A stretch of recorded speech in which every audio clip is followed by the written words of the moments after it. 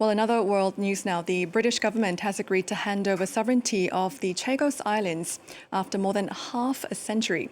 The remote but strategically important cluster of islands in the Indian Ocean will be handed over to Mauritius in a historic move, which British Foreign Secretary David Lammy says will secure future of a key UK and US military base. Well, for more, let's cross to our correspondent Benedicte Paviot in London. Benedicte, first give us a sense of just how significant this move is. Oh, this is significant. This is historic. It is a huge shift. And suddenly we got this announcement midday today that the UK had announced it was ready to give up its sovereignty of the Chagos Islands to Mauritius. Yes, they're remote, but they are strategically important group of islands in the Indian Ocean.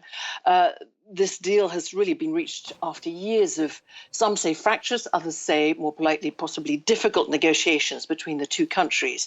And the announcement today was made in a joint statement by the UK and Mauritian prime ministers. So significantly, this deal includes the atoll of Diego Garcia, which is used, of course, by the U.S. government as a military base for its Navy ships and long-range bomber aircraft.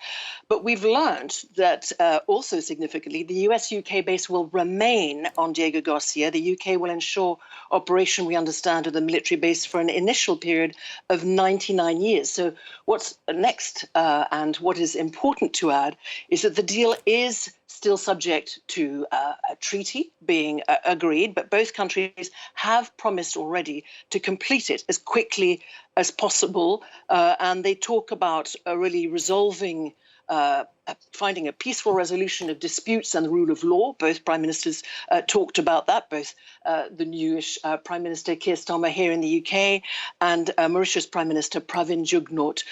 So the treaty, they say, quote, will address wrongs of the past and demonstrate the commitment of both parties to support the welfare of Chagosians. And we can see from the pictures there that it is in a remote but beautifully placed part of the world.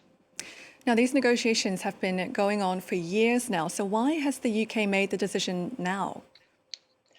They have indeed been going on for years, and they have at times been very difficult, very contentious. So what's changed, what's shifted, and why now? Well, in recent years, the UK has faced really a growing tide of diplomatic isolation over this claim that it refers to as the British Indian Ocean Territory, and especially, I think, the United Nations, various United Nations bodies, including its top court, its General Assembly, overwhelmingly and frequently siding with Mauritius. Then you've got Brexit, which meant that quite a few European countries were less willing to defend that sense the UK in international forums.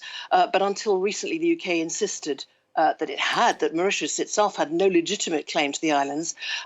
Already a reaction here, some who are very unhappy at this and say that this is not right. This is giving up something that is very important strategically for the United Kingdom.